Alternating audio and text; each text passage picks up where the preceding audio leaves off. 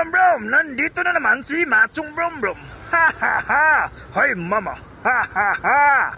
Mga kabrom brom, may nakita na naman tayong natutulog sa tabi ng kalsada mga kabrom brom. Bigyan na naman natin ito ng pagkain. Let's go! Punta tayo sa McDo mga kabrom brom para bumili ng pagkain para ibigay doon sa natutulog sa tabi ng kalsada. Let's go mga kabrom brom! Let's go!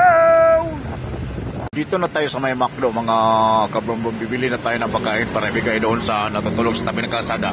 Let's go mga kabrombrom, pasok na tayo. Let's go. Dito na tayo mga kabrombrom. Bibili na tayo ng pagkain. Let's go. Ito na mga kabrombrom, nakabili na tayo ng pagkain sa McDo. Ibigay na natin to kay tatay na natutulog sa tabi ng kalsada. Let's go! Let's go mga kabrombrom. Yatin na natin itong pagkain doon sa natutulog sa tabi ng kalsada. Tulong na naman tayo ngayong gabi mga kabrombrom doon sa natutulog sa tabi ng kalsada.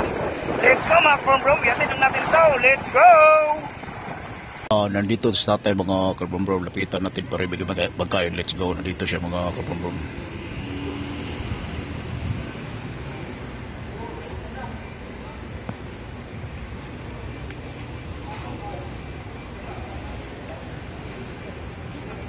Let's go mga kabrombrom. Nabigay natin pagkay katata. Let's go.